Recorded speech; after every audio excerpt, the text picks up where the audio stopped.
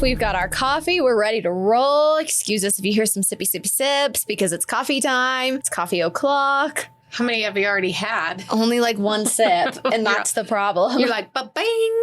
I know. I'm just in the mood to record. Been in the mood to record. Sitting in the mood to record. Sorry, it's taking me forever. This has been my bad. That's okay. And we've been really I don't think it's your bad because, like we've talked about, we've gone back and forth about this a lot, that a lot of the podcasts that we ourselves in the past have listened to do not include all the details that sometimes we wish we would have heard and that we find in other places. And then it's just that where's the line of not enough versus too much detail? Yes, exactly. Where's the sweet spot, Goldilocks? Exactly. Well, and I'm afraid, honestly, that I have maybe this is too long, too much information. There's like a lot of backstory and a lot of just like, I feel like you need to get to know the cast of characters. And I have left out a lot. I have left out a lot, but there are details that are important. Yeah.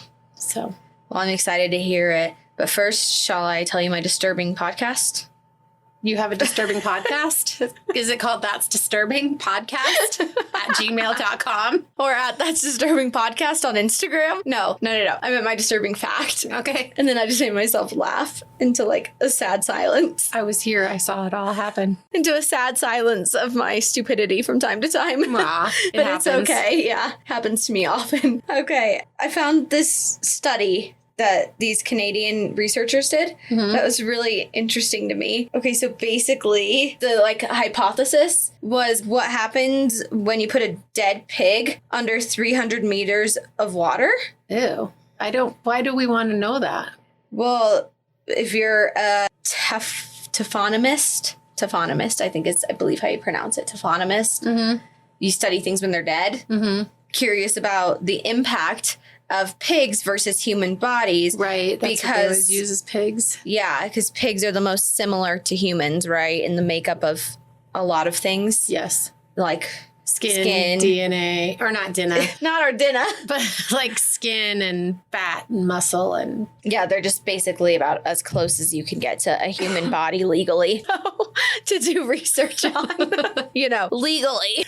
Like I said, the Canadian researchers, they submerged 2 pig carcasses in the Strait of Georgia, which I looked it up. The Strait of Georgia is freshwater, not saltwater, just to see what would happen. And so they did this in 2 different seasons. They did a study in autumn and they did a study in the spring.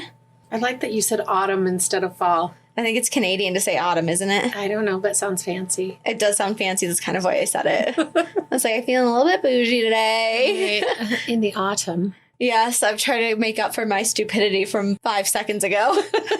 Okay, anyway, so the reason why you might ask that they do this is because for people, we were talking about the research, right, that they wanted to do for it in comparison to humans, but also for like rescue teams.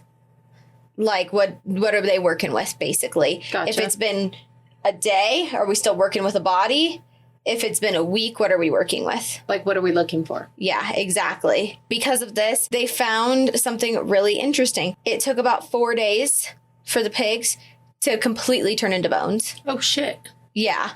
That's fast. Yeah. So they followed the pigs around in like various times of year, like I said. So they did it for about 150 days in total, but it took 4 days for them to turn into bones. Okay.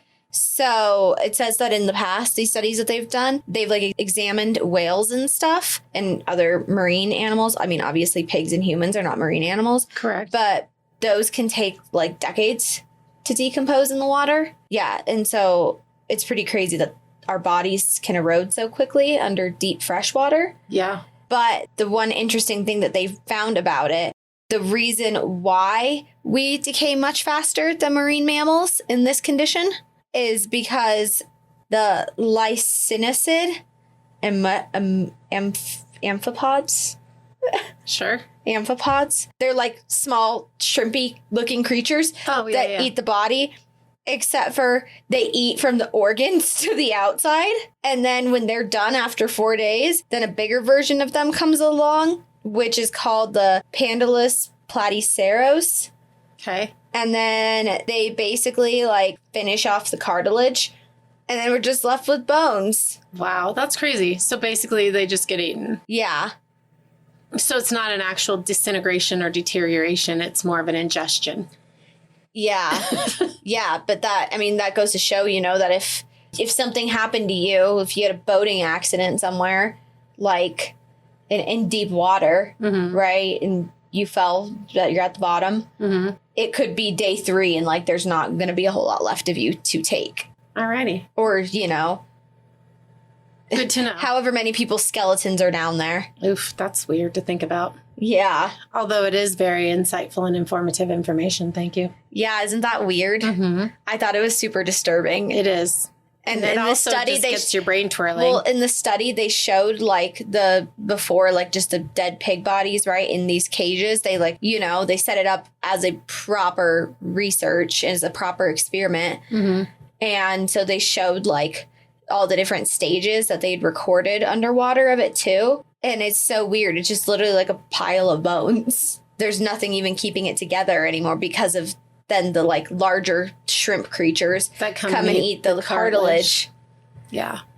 All right. Yeah. That's weird. But the smaller ones, they like your organs before they'll go for your skin. Gotcha. So, eating from the inside out. Eating from the inside out. Yeah, I just thought it was really interesting. Nice. And I can just picture all these little sea monkey looking things.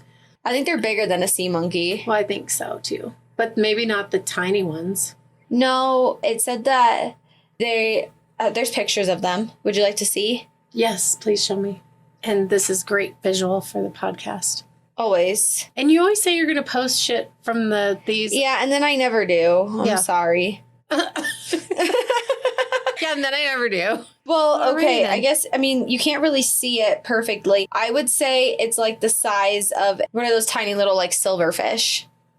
Like a minnow? Like a minnow. Okay. It's like the size of a minnow, right? So way bigger than like a sea monkey. Yeah. But then you can see like the other ones are like big. They're shrimp, basically. Right. They're like large, but they're freshwater. Jumbo shrimp. Yeah. They're freshwater though, instead freshwater jumbo shrimp. Freshwater jumbo shrimp. No, I don't want to eat cartilage. Like that. They eat cartilage. Gross. Yeah. Yeah. All right, Mom, part 2? Yeah. Shall we? We shall. Sorry. I'm just like thinking because I'm like, do people eat those things? And then those have eaten pigs and people and whatever else they've eaten. But then I guess that's just the circle of life. So anyway, I'll stop now. Yeah. Yeah, that is, I suppose, just the circle of life. Yeah, because if you think about where... Nope, I don't want to. We can stop now. If you think about where, nope. No, I don't want to think. Then, no so thinking. We're no thinking. We're no thinking. We no thinky today. No All more. right, go for it, Mom. Sorry. Okay, so we're doing part Lou. We're doing part two of Betty Lou Beets, and where we last left off, she was, crazy and had some bad relationships and whatnot. So if you want to go back to sexy listen, tiger and sexy tiger times. So if you want to go back and listen and see, that's where I'm like, oh crap, I probably put that in and I didn't need to, but I just thought it was entertaining information. Right. Well, it probably doesn't have any fucking thing to do with the story other than the fact that literally has zero to do with murder. But what it shows you her character. But not that she's going to be a stripper because there's nothing with that, but that she's 42 saying she's 32, that she's like, oh, hey, who wants to help me put this pasty back on? Like, it just shows you her personality and how she gets all these men. Right. Because she's oh, hey, help me. I'm in distress. The sexy seductress. Sexy tiger. Sexy tiger. Meow. Right. Okay, so anyway. Okay. You're going to have to cut all that out. No, I'm not cutting any of that out. Yay. Here we go. She met Doyle Wayne Barker while she was getting gas at a truck stop in Mesquite. And he goes by Wayne, so I'm not going to call him Doyle. I'm going to call him Wayne. He noticed Betty. I've never heard of anyone being named Doyle, like the first name. I've heard of Doyle, but I can't think of what it's in. But it's like a TV show or movie or something. But anyway, let's I'm just saying. Uncommon. So he goes by Doyle, he goes by Wayne, not by Doyle. And so we're going to call him Wayne. And he noticed Betty right away and he struck up a conversation with her because, again, she's all cute and little and, is a sexy tiger. She's a man magnet. She's a man magnet. She's a sexy tiger. On purpose. I think it's by design that she's a man magnet. Yeah, with Yeah. her Dexatrim. Exactly. Wayne's tall. He's good looking. He has brown hair, brown eyes. Like, he's her type. Ooh He's la la. the kind of guy that she goes for. Okay. And he told her that he was a construction worker and he worked as a roofer. And A roofer? A roofer. Roof, roof. Not a roofer. A roofer. A roofer. God, you Sorry. think we're drunk, but we're not. We're just high on life. Yeah, that's it. And after they've been dating for about 6 months, she called Ronnie. Remember Ronnie, the one that she tried to run over before he left town? She calls him and she's like, hey, I filed for divorce. And he's like, cool, thanks. He's like, I'm good with that. He's like, thank you for doing that. Right. Thanks for doing the work.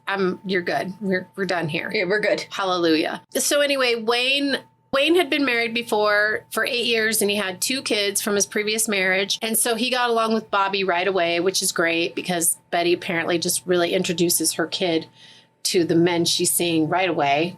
Which is not. Introduces Bobby anyway. Yes. One of her 6 children. So Wayne worked for this guy named Jerry Kayendall, who owned a roofing company. And Wayne was Roofing. a roofing. What's up with that roughing? Because I listened to this other podcast and they say rum instead of room. And so apparently I'm adopting the roofing. Apparently I've changed my dialect where I live by listening to this other podcast osmotically that I now am in a different location regionally and dialectally. Okay, sorry. I'll stop. But you said cartilage. You just say cartilage. You don't have to say cartilage. I didn't correct you. What do you mean? It's pronounced like cartilage.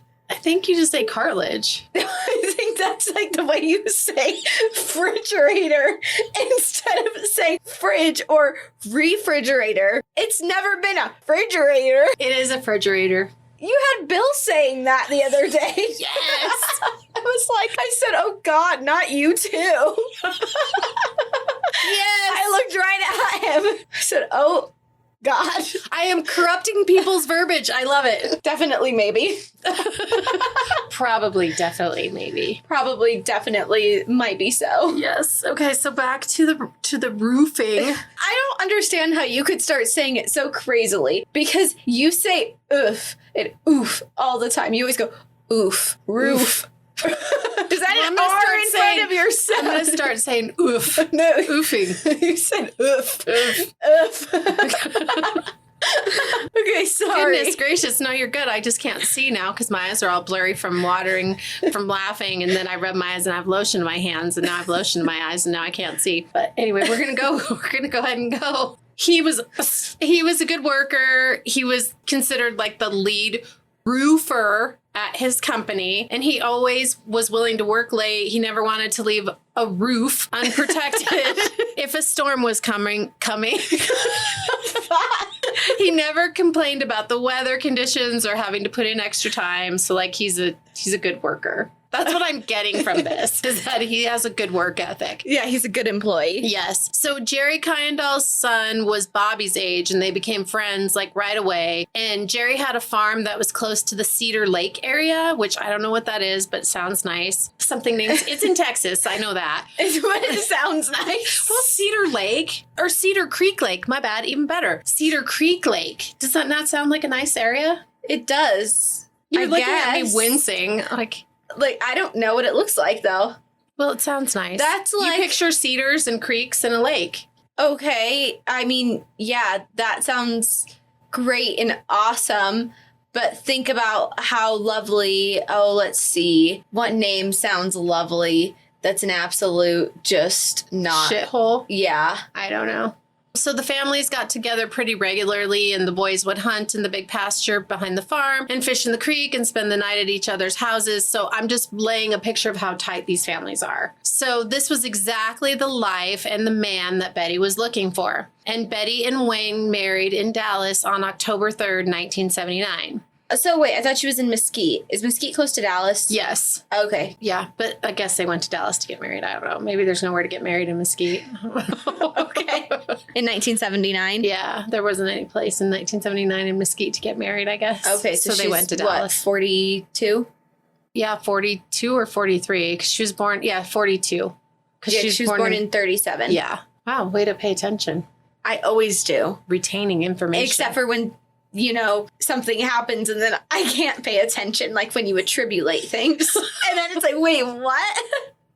Oh, man. Okay, sorry. No, you're good. So, but guess what happened? So, but what happened? They fought constantly. Wait, what? Really? Yeah. Since when? And after 7 weeks of marriage, they separated. Oh, wow. Yeah. This is even faster than some of the previous. Yeah. But, I mean, this is the life she wants and the man she wants. But wait, back up. Hold the phone. Apparently not so much. Right. Not actually. Not actually. So Faye's husband, that's Betty's oldest daughter, told Betty that Wayne was a big drinker and that he hung out at the 7 Points bar and would intentionally bump into people just to start a fight. So this is Wayne. But so Wayne's he's a big also old douchebag. Wayne is a good worker and a stand-up employee, but a piece of shit on the weekends and at night. That's what it sounds like. That's what it sounds like. So they divorced in January of 1980. Remember, married in October of 79. Yeah. Divorced January of 1980. But not long after they got divorced, Betty got in a really bad car accident and she almost died from head injuries that she got during the accident. She suffered a basilar skull fracture, which that involves at least one of the bones at the base of your skull, because there's 3 bones that connect down there, the basilar. Yeah. Hence the, yes. And she also suffered from lacerations and a cerebral contusion. And a cerebral contusion has been described as a clinical syndrome characterized by immediate and transient post-traumatic impairment of neural function, such as alteration in consciousness or disturbance of vision or equilibrium, signs and symptoms due to brainstem involvement. So it's pretty serious. So can you put that in English for me? Because when I did my disturbing fact, I left a lot of the sciencey words out of it. Okay. So it means that she has brainstem injury, so it can cause her to maybe pass out. It can cause blurry vision. Her equilibrium can be off, so it's affecting her ears, affecting your eyes. Okay, so it's really fucked with a lot of her voluntary functions. Yes, it fucks you up. Okay. Involuntary. Or involuntary, yes, sorry. Involuntary, because it's brainstem. So anyway, yeah, that's unsciency. Thank you. All right. So as a result of the accident, the migraines that she had suffered as a child returned and her hearing loss worsened. So at this point, she's forced to wear hearing aids. And, she's vain as fuck. So she doesn't want to wear hearing aids. She's always wearing her hair down and putting it over her ears and stuff. Right. Styling her hair on top of so you can't see them. Yes, exactly. And Wayne came to her after the accident and he begged her to take him back and that he had changed and he was sorry for all of their problems. And she agreed to take him back and they got married the next year. Okay, so they spent a whole another year before they got married again. Yeah, but it sounds like from the accident that she probably had a lot of recovery time, I'm guessing. If you have a skull fracture and brainstem injury, you're probably not back at work the next day. Remember when I got into my car accident and my skull went on a line? Ugh. Yeah. Well, that's because your skull's all in pieces. It's not one giant thing. Anyway. That was crazy. That was crazy. And that's crazy that happened to her. And a part of me wants to be I feel bad, but I know obviously she's called the Black Widow of Texas. Granted, we haven't gotten to any death yet. So maybe this just amplified everything. Well, and that's what I think too, because remember her mom was in and out of mental institutions and her kids are explaining her as being this Jekyll and Hyde kind of personality. And then now she has a TBI on top of it. Yeah. Yeah, exactly. So yeah, here we go. Strap in, kids. Yeah. Just kidding. No kids should be listening. No kids should be listening. Betty loved the time that they had spent at Cedar Creek Lake, which is where, remember, they had hung out with Jerry's family. Yeah. And she told Wayne that this was the area that she wanted to live in. And they agreed that Betty would buy a densely wooded half-acre lot and that Wayne would buy a brand new 2-bedroom trailer that Betty had her eye on, right? So they both spent about $8,800 and she got the land, he got the trailer, and together she had her dream spot and a brand new home. Okay. So she's things are good. Yeah, that's cheap. Right? It's 1980. Well, I wonder what that is with Mesquite-ish. inflation today. Yeah, I don't know because I don't know the area. But typically, Texas has been pretty cheap until recently. Texas is still pretty cheap. Yeah, comparatively to other Comparatively, areas. yes. Yeah, because like when we used to watch Chip and Joanna all the time, and they'd be like, okay, so you want a 9,000 square foot, and we have to totally rip it down and redo everything, and your budget is $34,000. Oh, we're totally going to be able to do that. It's like, what the fuck? You can't even buy a fucking garage here for $34,000. Right. You can't even buy a freaking carpet. Right. And get it installed and all that in a single bedroom for that price. Right. And this is not a 9,000 square foot bedroom.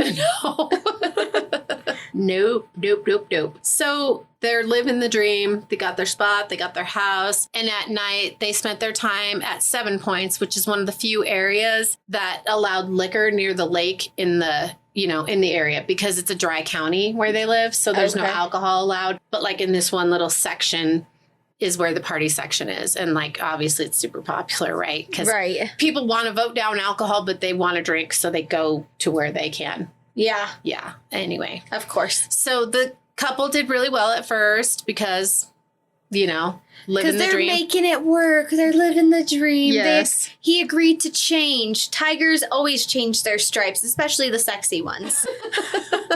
For sure. And they kept their close relationship with Jerry's family because obviously Wayne's a great worker. He's the lead roofer working for Jerry. And they live close. So Betty would drop Wayne off at 5 o'clock in the morning every morning. And then Jerry would give him a ride back home after work. Okay. So, because apparently they only had one car, but that's fine. Yeah. Or they wanted to save on gas. I don't know. Or they're in such close proximity, it was fine. Yeah, something along those lines. So Wayne wanted to spend time with his sons from his previous marriage. Betty, of course, resented his time away from her and time spent with the boys. And Wayne had the boys over a couple of times because he wanted them for the whole weekend. But the tension was so high in the house that he decided it was better to just meet them out of the house. God, and what a jealous. Yeah. Well, she's I don't know. And she's possessive. She's possessive and she wants things her way. And she also it seems like she, I don't know, he had a life before you. It's still a part of his life. Yeah. Let it go. She it seems in a way that, I don't know, she just wants to control things because she wants to hang out with Jerry's family and she wants Bobby to be friends with that kid. But she doesn't why can't Bobby be friends with these kids? You know what I mean? So I don't get it. It's Betty's the drama is what I'm getting at. She is the drama. This caused problems in their relationship because obviously he wants to spend time with his kids. And she's like, yeah, no, that's not cool. Go to McDonald's and see them, spend 20 minutes with them and then get your ass back home. Right. You can go enjoy a Big Mac with them. Right. Yeah. And then you need to be back. Right. So Wayne began slapping Betty around again. And her kids told him to leave, her kids told her that she should leave him. And she simply said, quote, let me handle this in my own way. Oh, great. Yes. So in October of 1981, Shirley went to see her mom and the two sat. So Shirley's the middle-ish. Yeah, because it's Faye, Connie, Shirley, Robbie, and Bobby. There's one more that goes there. There's one in the middle. There's another one. Phyllis, maybe. I don't know. Anyway. I feel like it's a sounding. And it's not Faye. Faye, Connie, Shirley. Anyway. So sorry. It's okay because I lost track as well. Oh, I was apologizing for our disrespect for getting one of the kids' names. Well. But Betty probably didn't remember it either, so whatever. I was going to say, to be fair, she only ever says she has one kid. Yeah, and it's Bobby. Yes, it's Bobby. So she went to hang out with her mom, and Betty had started a bonfire from branches because remember she lives in a heavily wooded lot. So they started a bonfire and we're just hanging out by the fire drinking. And Shirley brought up the topic of Wayne and the way that he treated Betty, and she asked her mother. She's like, "Hey, what's your plan? What are you gonna do?" Yeah. And Betty's response was, "I'm just gonna kill him." Oh. And Shirley basically was like, "Oh, don't be silly. You just need to get out of the relationship before he really hurts you. Don't be silly. You don't need to kill him." Well, she thinks her mom's joking. She's right. Like, don't be silly. What are you really going to do here? Because you got to get out before something really happens. I don't want to hear jokes. I just want to know your exit plan. Right. And Betty responded by saying she didn't want to put up with Wayne's shit anymore, but she couldn't divorce him because the trailer was in his name. And if she divorced him, she'd be stuck with an empty lot and nowhere to live. And so Shirley was like, hey, why don't you take out a restraining order and save up that money that you make from working at the Cedar Club because you make really good tips as barmaid because, again, it's like the only place where you can go drink. Right, in this town. Lake area. I mean, the lake area, you know, you think of it as like, not only do people live there, but people go there to recreate. Yeah, that's what I was going to say. It's recreational drinking. Yes, but exactly. They can't do it anywhere but there. Right. So she's got to be making good money, right? Good money-ish. Good money-ish. Right. So Betty was worried that if she filed a restraining order against Wayne, since the trailer's in his name, that she'd have to go from the trailer and that Wayne would get to live in the trailer, right? Yes. So she didn't want that because it was her dream trailer. It was the one she picked. It was decorated exactly how she wanted it to be decorated. The control freak. Yeah. It was her place. Like, she wanted that to be her place. Yeah. You know, like, plus or minus Wayne, it's hers, and she wants it to be hers. And Shirley was like, dude, you can't really actually, like, kill him. Like, what if you get caught? Let's reenact this conversation. Okay? So what are you going to do, Mom? I'm going to kill him. Oh, stop being silly. I'm not being silly. I need my fucking trailer, and he's going to get it. Okay, but, like, really, what is your plan? Because I think you're just being so silly. I'm going to kill him. Okay, end scene. End scene. She's like, dude, you're going to get caught. What if you get caught? And wait, okay, now we have to go back. Pick back up scene. Mom, that's so crazy. What are you thinking? What if you get caught? I'm not going to get caught. I have everything planned out, every detail. Okay, but what if you do get caught? Because, you know, at one point, you did attempt to kill someone else. Right. Yeah, I'm not going to get caught because that was like in the heat of the moment. And like me shooting the one husband and then me trying to run over the other husband, those were not planned. That was just like impromptu shit. Now I have a plan. Oh, so because you're premeditating it, you're not going to get caught? Right. Okay. Exactly. Okay. End scene. Yeah, that was weird.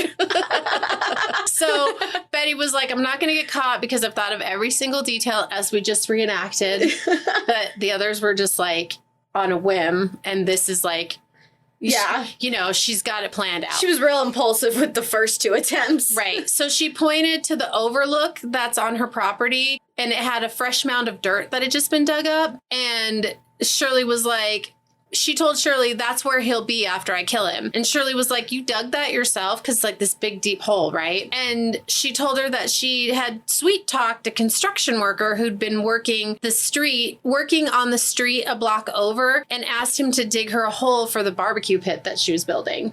Oh my goodness. Mm-hmm. Fuck. Yeah. So she gave the dude $20 and a cold beer to dig the hole. And Shirley's like, but wait, now somebody knows that you dug this giant hole on your property. Like, kind of acting recklessly and stupid there, Mom. Right. And she's like, oh, well, he's not smart enough to figure it out. Like, he's not the type of guy to put two and two together. So this construction worker that she's known for 5 whole minutes while she gave him $20 and he dug a hole. Right. Well, and basically she's like, and I left this out, but I'm just going to say that she was like, kind of like the guy wanted like sex when he came over to dig the hole and the cold beer. And I mean, you know what I mean? And she's like, no, I'm not, you know, like, here's $20, here's a beer, I'm married, whatever. And so she was like, if he like threatens or says he's going to say anything, then I'll just have sex with him and he'll be fine. Yeah, because I'm so all he wanted was sex. And so if I just have sex with him, then all will be squared away. Yes. Because I'm just the most incredible creature, sexy tiger there ever was. Exactly. And everyone just wants my sex. And so I'll be okay. Yes. She's that good that she can get away with murder by just boning a construction worker. She's that much of a sexy tiger. Yes, ma'am. All right. So, but Betty needs Shirley's help, right? Oh, so now she's including her daughter in the plan. Oh, this isn't going to be nice. So Betty brought Bobby. She's like, you're not good enough to be introduced to anyone, but I'm going to need your help taking them out. Right? I don't claim you as my child, but in this instance, I'm going to go ahead and say, hey, daughter, will you help me? Right. Hey, my sweet, loving angel baby daughter.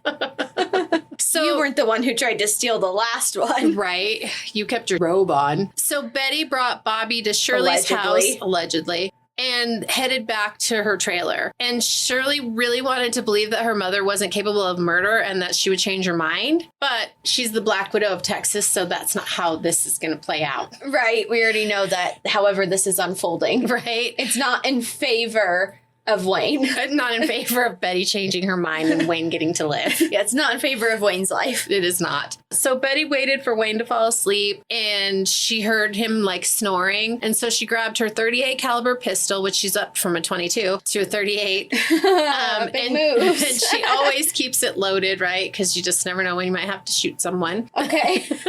Fair. And, well, really, honestly. I mean, what really are you just going to do? never know when someone's going to threaten to kill you and you shoot them in the back when they're walking away. And they're done that so many times. I know. I keep it loaded personally. Yeah, that's what I'm saying. I so upgraded. So she... Now I want a .39. Oh my gosh. Fucking a .39. Back to the demise of Wayne. She climbed into bed with Wayne after she had a couple of shots of Jim Beam whiskey because she's A couple shots in the back. No, she has to get her liquid courage up before she can kill her husband, right? Okay. Okay. Like, naturally. And then she's like, And she was doing this at home? yeah, I in thought the she was trailer. only allowed to drink at the club. I'm sure you can drink in your own property. It's just like going somewhere out and being able to be served alcohol. Okay. Or like there's no liquor stores anywhere else, but you can go to the liquor store and buy something and take it home. Okay, gotcha. Gotcha. Okay. Yeah. Got me? Got you. Picking up what I'm putting down? Yeah, always. No. Yeah, I just not bent over always, and just grabbed it. this time. But then she's like, well, fuck, what if the neighbors are light sleepers or something? Oh my god, now she's thinking something ahead of this as opposed to keeping the gun loaded? So she decides to use her pillow as a silencer. So she puts the pillow up against the back of Wayne's head and she pulls the trigger. And the sound was still so fucking loud that it echoed through the trailer like it was fired into a tin can. And Wayne's body jerked and she realized that the pillow had only just thrown off her aim. It hadn't really stopped the fucking sound or like done anything. All it did was just like fuck up the Redirect. trajectory of the bullet. Yeah. So she's like, oh, fuck. And Wayne let out a sharp moan. Betty was like, oh, fuck, I just woke him up. So she fired the gun again, and Wayne's body then stiffened and relaxed. And then she's fired a third time just to be on the safe side that he was really dead. Oh my god. Yeah. But can you imagine in a trailer and you're shooting a 38 caliber gun and oh my god, it'd be so fucking loud. And if you had a 39, it'd even be loud. Yeah, my 39's pretty loud. No, that's wacko. The bed was wet with Wayne's blood and the room smelled of gunpowder. She feels Wayne's neck to make sure that he doesn't have a pulse and there isn't any. She's like, okay, I'm good to go. Her nightgown was soaked in blood and blood covered the sheets and splattered on the walls and dribbled down the headboard and pooled on the floor. So wait, the first time she shot him, where did she shoot him if the in aim the was back of off? the head. She still got him in the back of the head, but like I feel like it probably didn't go like how she wanted to go. Like I'm pointing, like you guys can see. But like if you go straight in the back of someone's head, most likely you're going to kill them right then and there because The brainstem. Yeah, but if the bullet was off by the trajectory of the bullet's off because of the pillow, Like through the jaw almost? maybe it went somewhere where it's just gonna. Obviously, he's like, oh fuck, I've been shot. He didn't say it, but he moaned and he was still alive. Yeah. So it wasn't a kill shot. Right. Right. So she shot him 3 times. It's made a mess. So she went to the bathroom and she washed up and she, felt zero fucking remorse for killing Wayne. For whatever reason, I don't feel surprised by that. Right. She felt relieved to be rid of him. And now she knew that nobody is going to take her precious trailer from her. And she can keep her refrigerator. Refrigerator in the trailer with the roof. With the roof. So she goes to the closet and she pulls out 2 sheets of green plastic that she'd ordered this new chair. And when the chair came, it was wrapped in green plastic and she'd saved the plastic for just in case, I guess. Just in case I kill someone and I need something to put all the bloodied things in. Right. Just in the event of a murder that I need to I'm wrap a surprised body. she didn't wrap the whole room before she didn't did it. Dexter it. Yeah. Yeah, I think she was kind of surprised by the mess that it made, honestly. So she tried to tuck the plastic under Wayne so his blood would stop seeping into the sheets and into the mattress because, it's all about Betty. Yeah. And she grabbed a blue canvas sleeping bag and she fully unzipped the sleeping bag. So it's not like a mummy bag. It's like one of those rectangular ones that unzips all the way and you can open it big. You know what I mean? Yeah. So she unzips it and she slowly rolls Wayne's body up into it and in the plastic. And guess what? He's a lot heavier than she thought he would be. Because remember, she's tiny. And he's literal dead weight at this point. Mm-hmm. Yeah, because she's tiny. Literally. And he's a big, strong, muscular roofer. And he's dead weight. Yeah, and she's tiny and little. So she like gets him on the floor and she's like, well, fuck, now what am I going to do? So she cleans out enough space in her closet to get Wayne's body in there. And then she shoves him far enough back in the closet so she can close the door, right? So in case like Bobby or whatever, somebody comes, like they're not going to find his dead body wrapped up in the sleeping bag. In a closet? Well, they are less likely to find it in the closet than just on the bed.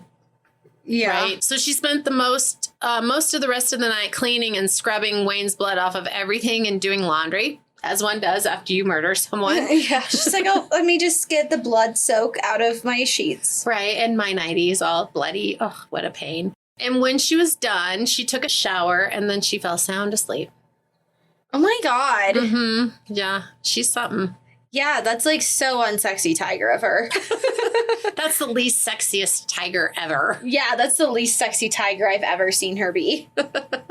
So the next day when Shirley woke up, she was surprised to see that Betty was laying on her couch in her living room. And she announced to Shirley that she had done exactly what she said she was going to do. And Shirley... Oh God, she just like fucking told her? She's like, yeah, by the way, I went through with my plans. Mm-hmm. And Shirley just couldn't believe how like nonchalant Betty was about it. Shirley herself was in shock, you know? And then Betty went on to describe in every detail how everything went down, right down to how hard it was to shove him into the sleeping bag and into the closet. Oh my God. Yeah. Like, wow. That's some parenting. Jeez. I know we're close, but if I do that, I'm not gonna tell you about it. Yeah, and if you do that, I'm not gonna be like, ha, ha, ha, ha, ha, Mom, you're so goofy. Tell me what your real plan is. Mom, you're so silly. I have a 39 you can borrow. Yeah. I'm gonna be like, bitch, what the fuck? Right, you're crazy. So Shirley felt like in some weird way, if she didn't help her mom get the body out of the house and into the hole that Betty had had the construction worker dig, that she would be more likely to get caught. Oh my God. So like Shirley's like, fuck, I don't want to help her, but like I feel like obligated to, right? And so she offered gave birth to me even though I've never met this man because I wasn't good enough to meet him. You know, I guess I'll help her bury his body. So she offered to help move the body, even though it was like the last thing she wanted to do. And because she already felt tangled up just knowing about the murder and didn't do anything to stop it. So I guess she's like, well, fuck, I better figure out how to help my mom get rid of this body without getting caught, because if she gets caught, I could be in trouble too. I don't know if that's what she's thinking, but you know, she's definitely the reality of the situation is like I should help my mom. So Betty, with little hesitation, accepted Shirley's offer to help, and then she warned her not to tell a soul. She's like, don't tell your boyfriend, don't tell your siblings, don't tell anybody, because murder's the kind of thing that you want to keep secret. Yes, absolutely. Yeah. Still not sure why, you know, Betty told her in the first place. Because she needed help. Murder's the kind of thing you want to keep secret. I don't know if she's that fucking thinks that highly of herself. She should have called her construction buddy. Been like, hey, I know these sheets are covered in blood. Don't mind it. Let's get in there right now. Let's go to town real quick. Oh, you wonder what's in this sleeping bag I'm burying? I don't know. We can go back to bed though in a minute. Right. It'd just be super great if you help me drag it to that hole that you dug for me, and then I'll give you a little huff and puff for the road. Oh my God. Huff and puff. I don't know what else to say. She's like, I'm just such a sexy tiger, meow, that I can get anyone and everyone I want. So this construction guy should come back and help me. Right. And he definitely won't tattle because I'll just sleep with him. Yes. And if he does, that hole looks big enough for 2 bodies. So Betty told Shirley to tell Larry, that's Shirley's boyfriend, that Betty and Wayne had gotten into a big old fight and that she was scared shitless of him because everybody knows that he's already beating her, right? Yeah. And she didn't want to be alone in case he came home. And so she told her to come over that night after dinner and after it was dark. Right. And they'd stick him in the ground. And then she also wanted to get some cinder blocks and build a patio so it didn't, A, look like a grave, and B, to keep the neighborhood dogs from digging him up. Oh, fuck.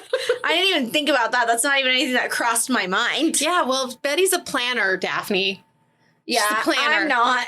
I haven't personally had to execute this yet in my life. So I'll note Betty's actions. Yes. And how not to get caught. Right, because you think about it, I mean, these dogs are running around loose. They're going to, you know. Right, and a half acre is not huge. No, it is not huge. It's nice size, though, but not huge. So after dinner, Shirley went to Betty's trailer, and they built another bonfire, and they're drinking White Russians, which yum, except for I'm lactose intolerant, but we have our lactose-free milk. But anyway. Yeah, I love a White Russian. Yeah, me too. Love a good White Russian. And then follow that off by burying a body, but no, haven't had that part of it. So after they were sufficiently buzzed, they got Wayne's body out of the house and proceeded to drag him up to the grave and bury him. And then they went back to the house and got drunk. They got plastered, which that I could see. Yeah. After you bury a body, you might want to get hammered. Yeah, so I would probably agree with that. The next morning, Shirley was surprised to see Betty looking perfect, and she's all made up like she normally is, and not a care in the world. And she said, hey, let's go grab those cinder blocks.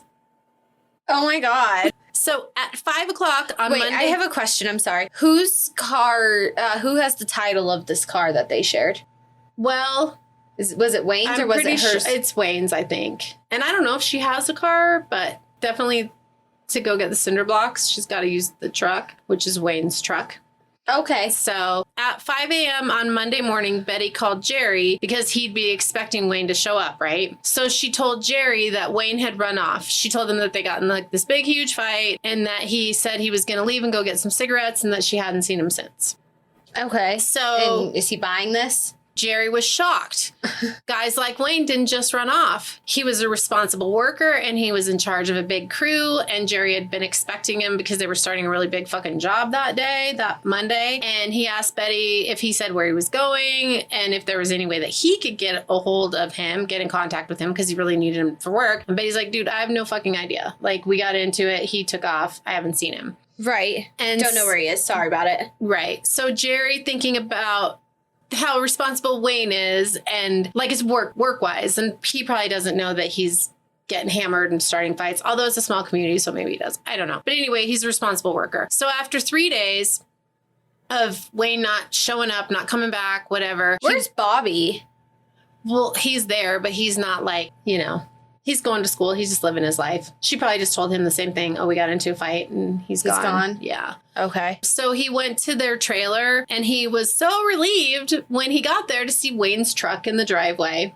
And he went up to the door and he was like, oh, cool. Thank God Wayne's back because I really need him for work. And Betty's like, what are you talking about? I told you. He got mad and he left. And Jerry was like, well, I never heard of a man running off without his truck. And Betty had zero answers for that, right? Yeah. She's like, dude, he's gone. He didn't take his truck and that's it. I don't fucking know anything else. Be gone. She wouldn't let him in the house. She just kept him on the porch. She's like, I'm over you. I'm over your friend. Fuck off. Be gone. Right. The truck's here. He's not. You go. So Jerry's super confused, right? Don't look in that hole. Right. Don't go check out that new patio I just built. But Betty showed up at Jerry's on Friday to pick up Wayne's paycheck. Oh my God. Of course she did. That's right. not sus. That's not sus at all. No. So fast forward, not too far.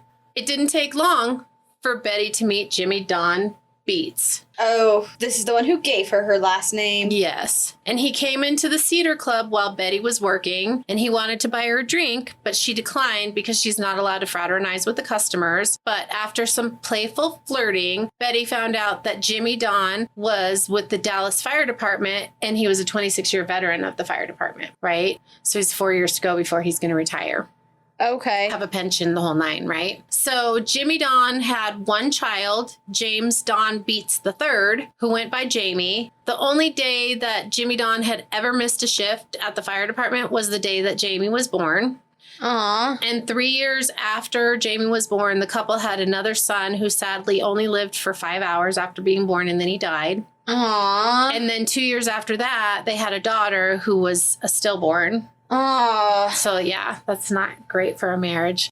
So Jimmy Don started like drinking more, and Charlene, who was his wife at the time, didn't like the time that he spent away from her and Jamie and drinking after his shifts. And they divorced just after Jamie turned 9. Yeah. And the divorce like super devastated Jamie. And somehow like he thought it was his fault because he's 9 and 9-year-olds will think that sometimes. Yeah. So, and then Jimmy Don already knows this chick, but he's like, they both are in relationship, blah, blah, whatever. So he ends up marrying this girl, this woman. So Jimmy Don marries this woman named Susie not too long after his divorce from Charlene. And so like, that's going to make Charlene feel great. Well, it seems like he's also like Betty, the like, I don't want to be a lone person. Moves on really quickly. Right. And so Charlene, you know, is like, well, okay, cool. He's married to Susie now. She had been married once before, but she didn't have any kids, Susie. And she loved Jamie, and Jamie loved Susie. And like, they were just like this little family unit, right? But he lives with his mom, and he comes and stays there and, you know, back and forth, whatever. So Jamie graduated from high school in just 3 years, and Jimmy Don and Susie were so proud of him that they bought him a car. And I'm giving you backstory on Jimmy Don because I just want you to like get the picture of who he is. And it's intertwined with the how things play out later. Okay. I got you. This is where I'm like, God, did I give too much information? But no, like you need inquiring minds want to know, and you need to know. Okay. Tell me more about his relationship with Susie. Okay. Well, Susie and him are great. So they were really proud of him, and they bought him a car and told him that he could have the summer off. Like he didn't have to get a job or anything because he'd worked so hard to graduate in 3 years. And that was a huge mistake because with a ton of free time on his hands, Jamie started smoking weed and hanging out with the wrong crowd. Right. And he became lazy and like he was physically unkempt. Like he had long hair, his clothes were messy, and it drove a wedge between Jimmy Don and Jamie because Jimmy Don, not only being part of the fire department, but he was also a Korean War veteran. And so he's like keeps his shit tight. Yeah, right. You know, straight and narrow. Yeah, straight and narrow, except for the drinking, but that's legal. So yeah, whatever. Yeah. So because of all the heated arguments of how to handle Jamie, Susie and Jimmy Don divorced after 14 years of marriage. So they were together for a long time. Yeah. And after Susie, Jimmy Don, obviously craving companionship, rushed into another marriage and then was quickly divorced. Okay. Susie and Jimmy Don met up several times after that divorce after Susie, and even seriously began talking about like getting back together. Yeah. But then enter Betty Lou Barker. Yep. I was going to say I guess she's not really home wrecking. No, she's not home wrecking. She's just... But too bad he just didn't marry Susie again. Yeah. And then we wouldn't be here. So Betty and Jimmy Don started dating, and Betty was impressed or like drawn to him, or however you want to look at him. The fact that he's like so put together, he has a great job. He had a nice house by the lake, and he had a boat, and Jimmy Don was popular in his neighborhood. And he and Susie, because they had lived there in that lake house, had a close circle of friends within the neighborhood, and like they were kind of known as like the house to like host the parties and stuff like that. So when Jimmy Don took Betty to his house to go boating, the neighbors like quickly came over to meet the latest woman that Jimmy Don was dating, their little bachelor neighbor, you know? Right. And they told her what kind of person he was. He had a small heart attack after laying a concrete driveway for a neighbor who was blind. And while he was recovering from the heart attack, he went over to that same neighbor's house and he fixed the screen door. So he's like solid, really good stand-up human being. Right. So this is the kind of guy he is. Better than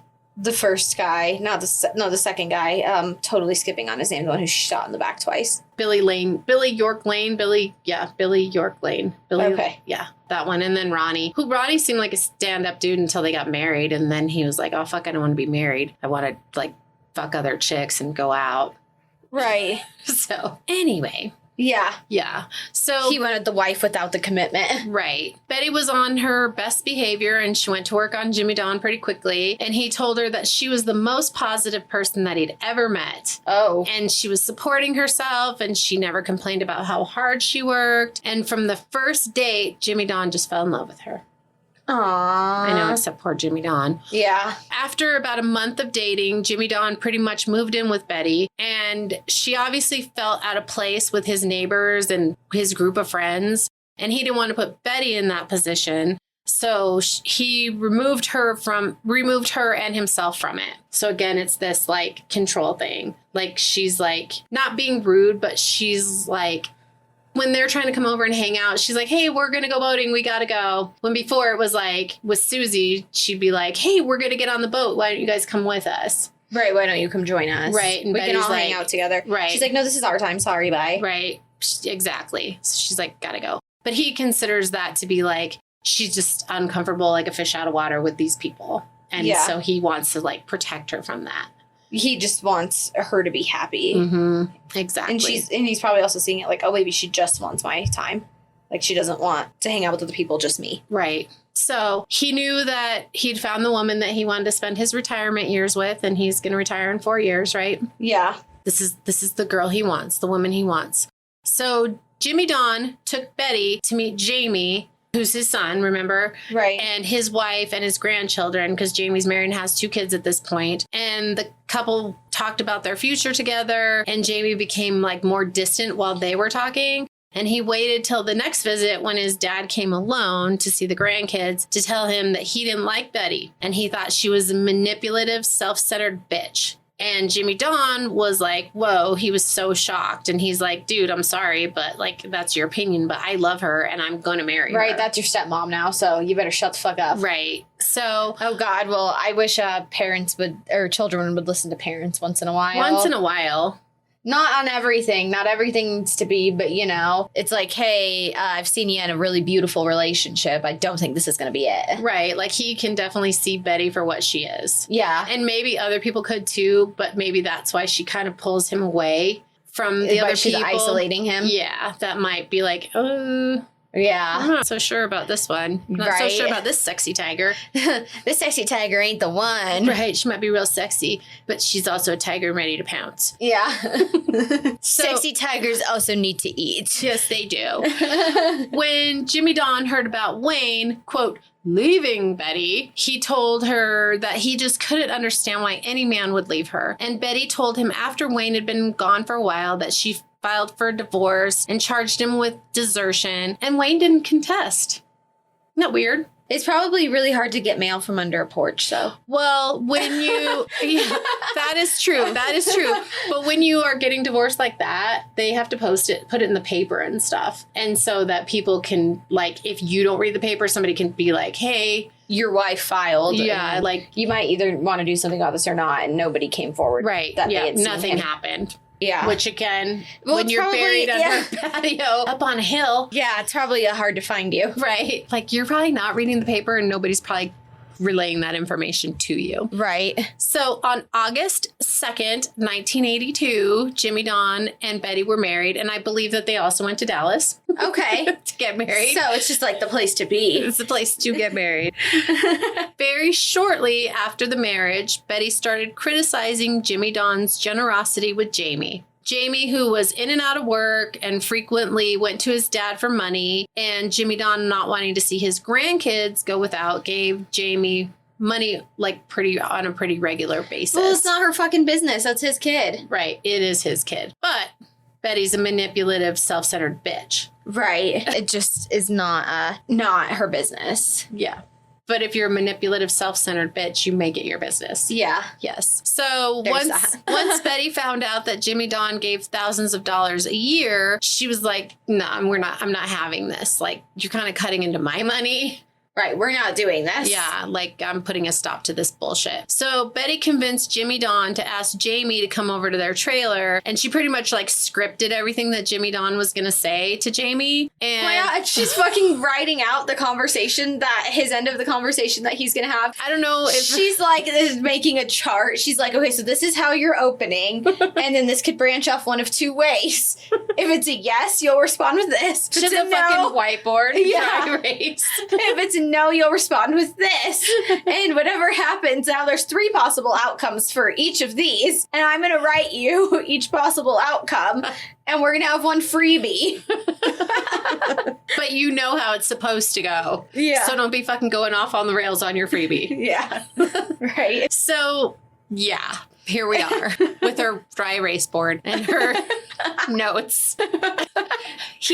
So Jamie comes over and he told Jamie that Betty had convinced him that he needed to grow up and be more responsible. So, I mean, Jamie's got to be like fuming, right? Because he already doesn't like Betty. He thinks she's a self-centered bitch. He's like, okay, now I know where this is coming from. Right. He's like, Betty has convinced me. Like, okay, cool. Like, again, take a hike, sexy tiger. Wait, okay, so did Betty know that Jamie felt this way about her? Or maybe she interpreted sensed it after some point. Yeah, I'm sure Jimmy Don wasn't like, oh my God, my son thinks you're a self-centered, manipulative bitch or manipulative, self-centered bitch. But no, I'm sure it was just like an inference in their exchanges. Yeah, she just picked up on it. Yeah, because like I said, he was distant when she was around and he wasn't warm and welcoming to her. He didn't have that warm, fuzzy feeling. Yeah. No. So Jamie needs to be more responsible. He's 25 years old. He has a wife and kids to support, and he just needs to get his shit together, and Jimmy Don's not going to give him any money anymore. And he went on to say that he and Betty had decided that he could live at the lake house that Jimmy Don had lived in with Susie, right? And that he would have to pay Jimmy Don rent and utilities, but he could live there. And he also told them, the only thing I want from you is just to see my grandkids. Like, I don't want a relationship with you anymore. I want you to pay your rent, pay the bills that are incurred with that place. And I want to see my grandkids, and that's it. Oh my gosh. Yeah. Yeah, she's something. So her flow chart's paying off for her. Yeah, her flow chart definitely has a circle, and there's no room for any ad lib. No ad libbing, no insertion of other instructions. Right. Yeah, it's just to the point. What's the word I'm looking for? No improv. There you go. So Christmas of 1982 rolls around, and Jimmy Don and Betty celebrated their first Christmas together as husband and wife. And Jamie avoided them by taking his family to his wife's mother's house in Salina, Texas. On December 28th, Jamie and his family were still out of town, and Jimmy Don was in Dallas working his shift at the firehouse because he works in Dallas at the firehouse, and he works 3 days on and 3 days off. So that's like he's gone for 3 days, back for 3 days, gone for 3 days, blah, blah, blah. So on and so forth and what have you not. Yes. So they're out of town, he's out of town, and neighbors see smoke pouring out of the lake house where Jamie lived with his family, and they called the fire department right away. And they rushed over to the house to grab the hose that was always hooked up outside the house and found that somebody had shut the water off. Huh. So she's purposely burning down this house. Well, premeditatedly. I believe that's supposedly. The case. I believe that's the Allegedly. case. Yeah. And it's not even like just the hose is disconnected from the spigot. It's like they go to turn on the spigot and no water comes out. Like somebody's turned off like the main water shut off. Yeah. So that's really suspicious there, buddy. She's just something. You're not being a smart, sexy tiger. No. Yeah. Although this somehow went over his head. Yeah. So in the spring of 1983, Betty insisted that Jimmy Don build a shed to store his fishing gear and his tools in, but she wanted the shed built over the patio made of cinder blocks because it had kind of begun sagging a little bit. Huh. Right? Maybe decomposition. Does it matter that's under there isn't solid anymore? Right? Jimmy Don told Betty that it wasn't a good spot because there might be a water problem there, which might be why the patio's like sinking. And that not only that, but they'd also have to move the butane tank, which would be kind of expensive. And the butane tank is their source for hot water and the stove. And, it's anything heated. Yeah. Anything that requires butane, which they're obviously on butane. Not propane or gas. Butane. Yes. What did I say? Brotane? I thought you were going to say something totally off the rails. I don't know what you were going to say. Because I was going to combine butane and propane. Yes. They're on brotane. Crap. I like brotane. Me too. So Betty... Not protein, brotane. Brotane. But Betty was super insistent that that's where that tool shed needed to be built. And so Jimmy Don gave in and, they moved the brotane tank. So then later on, this comes up, and this is like not too long after. Yeah. So Jackie Collins, who's also a famous novelist, but not in this case. Jackie Collins, who's Jimmy Don's niece, works at the JCPenney insurance company. And she was reviewing a $10,000 life insurance policy that just randomly flashed up on her computer screen, but it had her uncle's name on it. But when she went to like review the policy, his address was not the one that was on the policy. It was Betty's, and she was the beneficiary. Well, let me keep going. So it wasn't his address on the application. The policy was already in force because the first premium had already been paid. And so she called her uncle and she's like, hey, did you take out a life insurance policy? And Jimmy Don's like, no. It's like, I already have life insurance through the fire department. Like, why would I take out more life insurance? And she responded by saying, well, there's a $10,000 life insurance policy here with your name on it.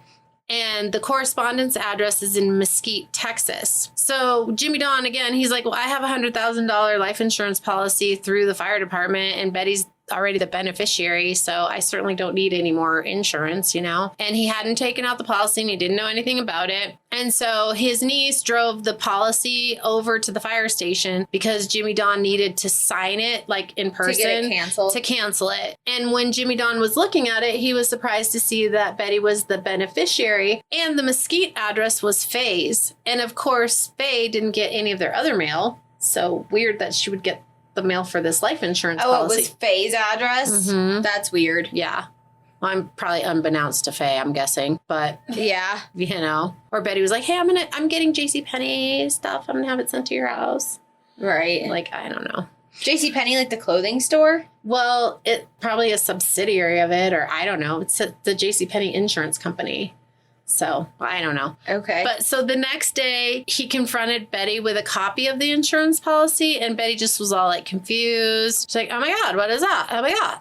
I didn't buy that. Did my daughter take out a life insurance policy? I have no idea about that. I've never seen that before in my life. Betty looked at the policy and she's like, oh my God, I applied for a charge account at JCPenney and there was something like about insurance on it, but I thought that it was like in case I missed a payment that like the insurance would cover the payment. And Jimmy Don was like, oh, Betty, leave the business matters to me because obviously you just don't understand them. Obviously, you're a silly, silly, silly little woman. Right. You're a little blondie and you don't understand.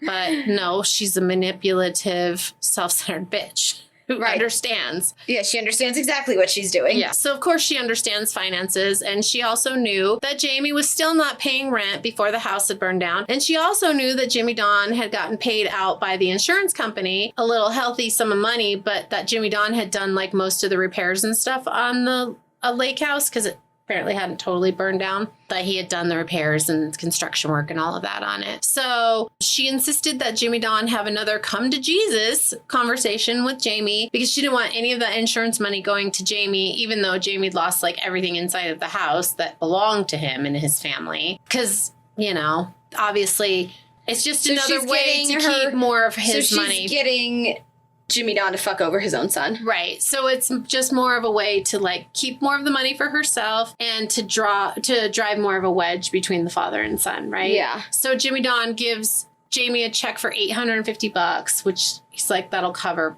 probably everything that you own. Right. That's sad. But anyway, very sad. So during a trip Jimmy Don, Betty, and Bobby took to Virginia to visit Betty's family, Robbie had full run of the trailer while they were gone. And he trashed the place. Why are you smiling at me? Robbie? Yeah, because remember, there's Robbie and Bobby. Yeah, but why is Robbie there? He came back because remember how I said that he wouldn't live with her again for 10 years? And I told you that I was leaving out some details because there's a lot. Yeah, well, that's why I was looking at you like that, because I was like, wait, Bobby is going to Virginia. But Robbie's back. Because I was like, yeah, because I remember in the first part you said that Robbie was like, when am I going to see you again, Mom? And she's like, I don't know. Soon. But he had come to live with them. Okay. So Robbie's back. So he's there now living. Fast forward, Robbie's back in the picture. But and that sounded not that last weekend was 10 years ago, but that sounds a lot longer than 10 years ago. It was just 10 years. That's it? Mm-hmm. Yeah, she's pretty busy. This is, all happening in 10 years from the divorce? Yeah. I believe so. Jeez. Yeah, I believe so. I mean, we could go back and look, but I mean, it said that he didn't live with her again for 10 years. So, I'm guessing. Because I thought she was divorced at 28. 28, 29. So, like in under 15 years, this is all happening. Yeah. Okay. Well, maybe he lived with her and Wayne. Like, I don't know. I didn't put it in there when he moved back. Okay, But gotcha. he was 18 when he moved It's just back a in. small detail. I was looking at you like that because it was like, whoa, when did he come back into the story? When did Robbie come back? Well, Robbie's Right? It's back. like, Shirley, like, when did she come back besides to help hide a body? Yeah, see, and that's the thing. It's like there's so many, like, this happens with this kid, and this happens with this kid, and this happens with this kid, that they're part of her story, which is why I have the information, but it doesn't necessarily pertain to this story. So, like, if I tell you that. It's part of her whole entire story, but not her. Yeah. And this is FYI going to be 3 parts. So, Yeah. I'm trying not to make it 8 parts. Robbie's back. Trying not to do a whole season on this. Right. Not that we have seasons anyway, but. Okay, fast forward, Robbie's back. And they all have gone to Virginia for a visit. Except for Robbie. Yes. So Jimmy, Dawn, Betty, and Bobby went to go visit Betty's family in Virginia, and Robbie has full run of the trailer, and he like trashed the place because he's 18 or however old. He's young, right? He quit his job at the gas station, which left him a lot of free time. He found the keys to his younger brother Bobby's motorcycle and took it for a joyride, and he was going too fast and he lost control and he crashed it into a tree. And he took Betty's truck and he went out mudding in it, and then he took out the boat, but he couldn't find the keys. So he just cut the ignition wires and spliced them back together and hot wired the boat. Oh my God. Yeah. And He's so is Betty's son. yes. Yes. So Jimmy Dawn kept, except for she kind of cleans up after herself. He's not doing that. It's a little bit messier about it. Jimmy Dawn kept a large glass jar that was filled with coins on the dresser, and Robbie's like curious about it, right? It's like, why does he keep these coins? And so he dumped it out on the dresser and he sifted through the coins, and he wasn't going to take anything, but he's just like, oh, what's in here? And he's like, oh, there's nothing fucking interesting in here. Why does he have these coins? But he just leaves the money all scattered out on the dresser. Oh, see, I'm surprised he didn't go take it to the bank. No, he left it, but he just left it where he dumped it. You know, instead of putting it back. Yeah, and Betty like keeps her house perfectly clean, and he's like drinking Cokes, and you know, I mean, you know how when it's hot and things are cold and they sweat, yeah, and he's leaving like fucking empty Coke cans with like rings, water rings, like on her furniture and shit. Like, yeah, they're gone. It sounds like they were gone for like maybe a week, 10 days, maybe even 2 weeks. They're gone for enough time for there to be stains and it to be horribly trashed. Yes, exactly. For mice and bugs to be able to get in there and tear shit up. Yeah, maybe. I don't know. Ugh. Yeah, it's fucking disgusting. And they're in Texas, so it's humid. Yeah. So the afternoon when they returned from their trip, they saw all the damage and the mess and the coins that were spilled out, and Betty's pissed, right? Yeah. Jimmy Dawn goes and checks the boat, and he sees the loose wires hanging out, and he's pissed. So Betty told Robbie that he better pick up some extra shifts at the gas station so he can pay for everything. And he was like, oh, well, I quit my job because I was like tired of smelling like gas. So, yeah. So they're pissed. And 2 weeks went by. She gonna off him next? 2 weeks went by before Betty or Jimmy Dawn would speak to Robbie again. And he was tired of the silent treatment and like trying to avoid everybody. And obviously he knew that he was the one that was in the wrong, right? He's the one that fucked up. Yeah. So he saw Jimmy Dawn working in the front yard with lumber and bricks. And he went out there and he's like, you know, hey, do you need some help? And Jimmy Dawn was like, yeah, you can unload those bricks from the truck. And then there they are. So Robbie's like, hey, what is all this for? And Jimmy Dawn said, your mother wants a wishing well. And after 3 days, the pair had finished building the wishing well. And it's fucking August or whatever in Texas, hot as fuck. They're working their asses off building this wishing well. And Robbie's like, God, this is so fucking hot. I can't believe she would want this right now, you know? Right. And Jimmy Dawn's like, well, I don't know if you've noticed, but what Betty wants, Betty gets. Like, she has her ways. Because she's a manipulative, self-centered bitch. Right, it's her way or the highway. Jamie. Good call, Jamie. Yeah, you go, Jamie. So one night in August of 1983, just casually, Betty was like, hey, I'm going to kill Jimmy Dawn. And Robbie's like, what the fuck? Why? And Betty's like, well, for one thing, he has a bunch of life insurance. And I've spent my whole life worried about how I'm going to pay bills. And I'm like tired of it. Like, I'm over it. Like, I just... Well, so now she's confiding in another kid. She at least couldn't keep it between her and Shirley. Mm-hmm. Yeah. So, and she continued to say, like, well, who knows how long it's going to be before he starts slapping me around. And Robbie had heard about his mother's abusive relationships, because obviously wasn't around for them, because she was like, I got to go. Here's Bobby. Bye, all the rest of you. But so he'd heard about him, but Jimmy Don was like a different guy, right? Robbie had never even heard them having a serious argument. And Jimmy Don obviously... Right, he sounds like an actual stand-up human. Right. And he worshipped the ground that she walked on. And he could never imagine Jimmy Don hitting his mom. Because, like I said, they never even fucking argued, really. Like a heated argument, you know? Right. And Betty said, like, don't worry about it. I have it all figured out. I just need your help. Can you imagine if I said, hey, I'm going to kill someone. Can you help me, Dad? Here's my 39. It's always loaded. Thanks. No, but I'm going to need help on the cleanup end, actually. Oh, my God. That's so bad. It's terrible. It's horrible. So Betty just seemed to expect that Robbie would help her without question. And she instructed Robbie to leave and go find his brother Bobby to make sure like he didn't come back to the house. And that Robbie was supposed to come back to the house a few hours later, but alone. Like, make sure you do not bring Bobby back here with you. Yeah. Because she was, again, protecting Bobby from making sure that he wasn't going to have any involvement in it. You know, right. Fuck Shirley, fuck Robbie, but my little precious angel, like, we need to keep him out of this. So watching Jimmy Don sleep, Betty thinking how peaceful he looked, but she also thought about the fact that him being dead would solve all of her financial worries. Oh, my God. Yeah, she's not good. This is horrible. Yeah. She's a horrible, horrible, horrible human. Yeah. Especially because this guy is like finally taken care of. Like, he is finally the one that she is looking for and the one that she needs. Yeah, now she's just gotten a taste of killing and she likes it. Well, but unfortunately for him, he's gotten tangled up with her. You know? And she's manipulative and she's got him convinced. By no means should have any of them have died. Or I guess Wayne's the only one that's died, but, you know, the attempted of the other two. Mm-hmm. By no means should any of them have died. Like, she should have just been done, or they should have just been done, called it and been done, whatever, and it is what it is. Like, cut your fucking losses, because it takes more work to be unhappy than it does to be happy. Mm-hmm. And, you know, it takes more work to be miserable. But with that being said, like, no one deserved to die, and now she, like, actually found the person for her. Or not necessarily for her, but the person that she's wanted. Right. And she's just going to go kill him. A good person. Yeah. She found a good person who wants to take care of her and wants to protect her and wants her to have what she wants.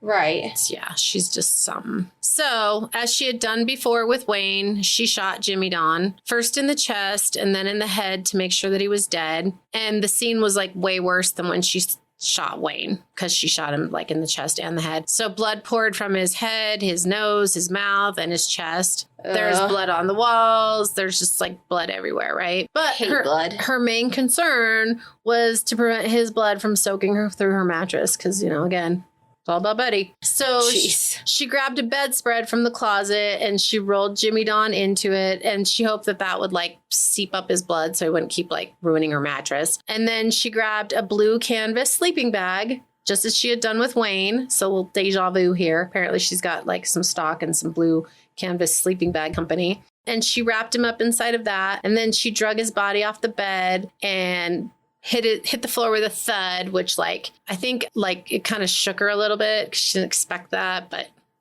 he's dead, right? Right. She knew she had to clean up before anyone got home, and she called Shirley, and Shirley was furious because Betty had already told her that she planned on killing Jimmy Don, and Shirley had screamed at Betty and told her that she promised that she would never do it again and she wasn't going to help her. So she went to Shirley first to ask for Shirley's help, and Shirley told her to fuck off. Yeah. And so that's why she went to Robbie. Otherwise, she would have just kept Shirley in the loop, in the web, and would not have included Robbie. Okay, that makes sense. Because Shirley wasn't going to, I didn't want to give it away. But so, you know, she's like, hey, I need you to help me clean up, blah, blah. And Shirley's like, no, go fuck yourself, whatever. So, you know, plus, again, besides the fact that she promised her, I'm not going to kill anybody else, and I'm not going to help you if you do, Jimmy Don was nice to her, and he was kind to her, and he took care of her, and he was nice to the kids. Right, he was an actual good person. Yeah, so why do you need to do this, you know? Because she puts herself first. Yes. Even though he was putting her first alive. Mm-hmm. Yeah. So when Robbie came home alone, Betty told him to hurry, that they needed to move Jimmy Don into the wishing well. And Robbie's like, what the fuck? And she's like, well, yeah, why do you think I had him build it? Oh my God. Mhm. That's horrible. It's horrible. So about 2 a.m., Shirley, I guess, was like feeling guilty for not helping her mom. She showed up at the trailer and she had a friend drop her off. Oh my God. So she's bringing more people into sorry. It's 2 a.m. I need you to go take me to my mom's house. Well, but as before, she said, you know, my mom and Jimmy Don got into a fight and she's really upset and he's left. And so she did that story again. And so they pull up and the friend was like, well, why is... She's reading the note cards that that she's got. Betty wrote for her. Yeah. So the friend... Betty's like, keep these in the future just in case. Just in case. We just maybe X out that person's name for the next person. Or just, it has a line that says, insert name here. Yes. So the friend is dropping her off at the trailer and she's like, oh, well, why is Jimmy Don's truck here if he left? And, you know, that's weird. That's weird. So the next morning, Robbie awoke to see his mother planting flowers in the wishing well. She's got white begonias. She's got peat moss. Like, she's just out there planting away. Right, making she's it look out all there pretty. being a little gardener. Yep, making it look all pretty. And he went outside to see his mother, and she told him that she needed an alibi, and she wanted to make it look like Jimmy Don had drowned while he was out on his boat. So she instructed... Shouldn't there be a body then? Yeah, exactly. Without gunshot wounds in it? So she instructed Robbie where he should take the boat and he should leave it. And she had already put inside the boat his fishing license and his glasses. And she put the fishing license in there so that whoever found the boat would know that it was his boat, right? Yeah. For identification. She put his glasses. She put his bottle of nitroglycerin from when he had his heart attack. And she opened the bottle and she tossed a few pills out on the ground in the boat, like on the floor of the boat. Yeah. To make it look like he had a heart attack and he was trying to take the pills and then he went overboard and then he drowned. And Robbie was shocked about how his mother actually did have everything planned out. How she's a fucking... a horrible mad genius. Yeah. And so he goes, takes the boat, leaves it where she asks him to. And it almost kind of reminds me, do you remember that Nick Jonas movie? He's like, they have like a lake house, him and his family, and they go back there for the summer, or maybe it's like a full-time thing. I don't know. Any hoodles. And the couple next door moves in, and it's like an older, I mean, like maybe 50s, and the wife is, and Nick Jonas is supposed to be like a high schooler. Mm-hmm. And the wife is like seducing Nick Jonas. Yes, and I do recall. And then leaves the boat with all the things. Yeah. Maybe it's feminist. Maybe that's where they got the idea. So he goes, he drops off the boat where she asks him to, and that's it. That's where we're going to end. Okay. I'm sorry. Fuck, no, that's okay. I'm excited for part 3. I feel like I've gotten all of my thoughts out, though, throughout the episode, so I don't know how much more I need to say, because fuck this bitch. Yeah, she's crazy. And I'm sorry to you guys, unless you really like all the details, but like Daphne said in the beginning, like, when you listen to a podcast and you're like, how can it be 20 fucking minutes? Like, this is over a 30 fucking year period. Right. Like, I mean, I don't need every time you wiped your ass or went to fucking King Soopers or whatever, but... I need to know how we got here. Yeah. What led us to this point. And the people that you're bringing into this point, like, what's their story? Like, what do they have going on? If it's nothing, like how I said Jimmy Don got married again and divorced. Like, I didn't go into that whole thing. But Susie, he's married to Susie for 14 years. She helps raise Jamie. Jamie's a good kid in that period of time. Like, right. He recognizes what a good woman is to his dad. Yeah. Like, so it's kind of like, and the fact that she burns down the fucking house he's living in. Like, so these are important details. Right. That to show that she's a piece of shit. Be in the story. Yeah. And show what a decent guy Jimmy Don is. Right.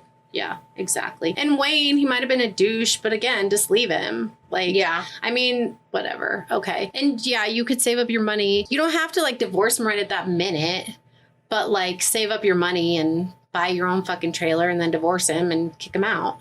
Yeah, there's so many other ways to go about this. Or buy him out because the trailer's already on your property. So anyway, I don't know. It's whatever. But, so that being said, I don't want to, like, I hope that everybody likes the longevity of it. And then next episode, we're going to get into, like, how it all unravels. Yeah, how it all unravels. And I'm not going to try to be too court heavy, but...